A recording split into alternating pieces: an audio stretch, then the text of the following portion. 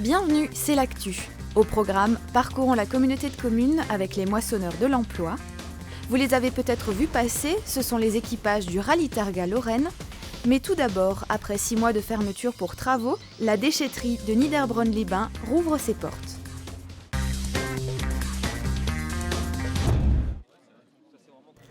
La déchetterie de Niederbronn-les-Bains fait peau neuve. Réouverte depuis le 24 janvier, après 6 mois de travaux, son inauguration officielle avait lieu au début du mois d'avril. Les élus ont pu visiter la zone étendue à 52 arts. Voilà. Voilà. Et on l'applaudit. Bravo.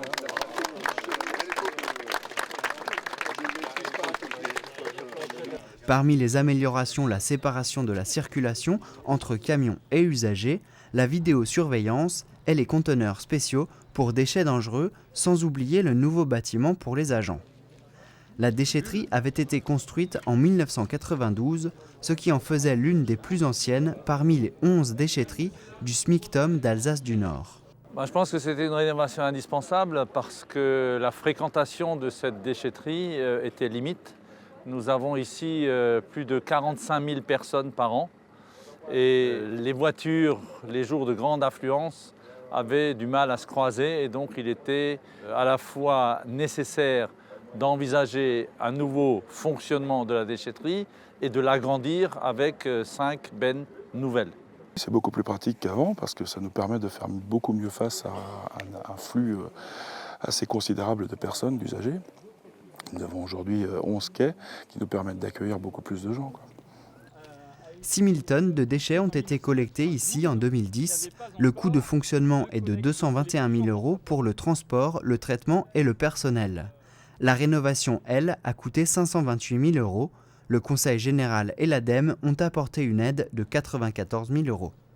Le mot d'ordre du syndicat mixte intercommunal de collecte et de traitement des ordures ménagères, SMICTOM, c'est le tri. Ce que j'espère, c'est que les gens continuent de plus en plus à trier et à mieux trier encore qu'on ne le fait aujourd'hui, parce que c'est un des défis que nous avons dans l'avenir, à savoir faire en sorte que les déchets ne nous polluent pas et qu'on participe ainsi à la préservation de notre environnement, ce qui est indispensable, mais ça nécessite des gestes citoyens au quotidien. La déchetterie de Niederbronn-les-Bains est ouverte du mardi au samedi, de 9h à 12h et de 14 à 18h.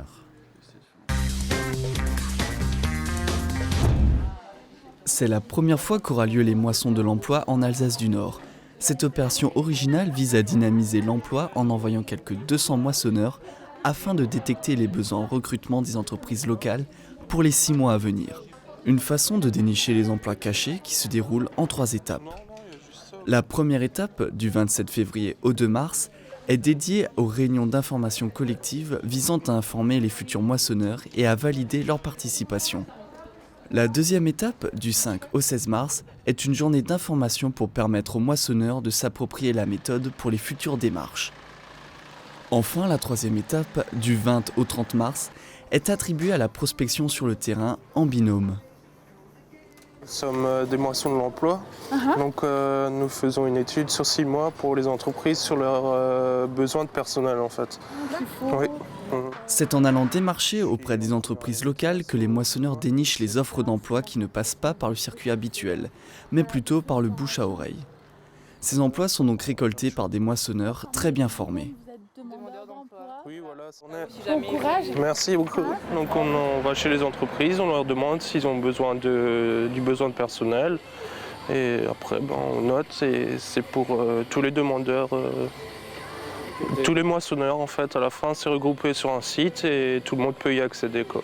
En fait, on a une journée sur cette journée, quoi. Comment aborder la discussion envers les moissonneurs que nous sommes et les entrepreneurs, quoi. Comment les aborder, quelles questions poser, comment s'y prendre. Les emplois moissonnés sont ensuite mis à disposition sur un site internet auquel les moissonneurs ont un accès privilégié jusqu'au 15 avril. Un avantage indéniable, surtout que cette année, la moisson s'annonce exceptionnelle. La moisson est excellente. Normalement, cette opération était prévue pour durer jusqu'à vendredi, donc le 30. Et aujourd'hui, 27 mars, a priori, nous aurons fini dans l'après-midi.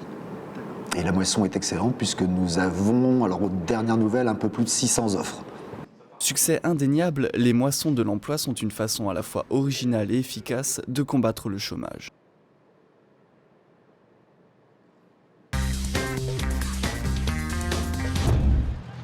« 90 équipages de toute l'Europe sont venus participer au 8e rallye Targa-Lorraine ce week-end du 14 et 15 avril. Lors de ce rallye de navigation, il a fallu parcourir 400 km sur 2 jours, en passant par les Vosges du Nord, l'Outre-Forêt, le Pays de Hanau ou le Korersberg. Un week-end agréable pour découvrir ou redécouvrir les belles routes de nos vignobles, des anciens puits de pétrole et nos nombreux châteaux forts. La Targa-Lorraine, c'est une randonnée de navigation, donc un rallye où les navigateurs et les équipages doivent trouver la route idéale par rapport à un parcours qu'on leur a tracé, avec quelques astuces, quelques pièges. Et ça leur permet également de découvrir une région. D'habitude, on va rouler dans les Vosges, dans les Grandes Vosges, dans les Hautes-Vosges. Et cette année, on a décidé de venir en Alsace du Nord et dans les Vosges du Nord. Différent du rallye de France-Alsace, les équipages passent à des points de contrôle horaires bien précis.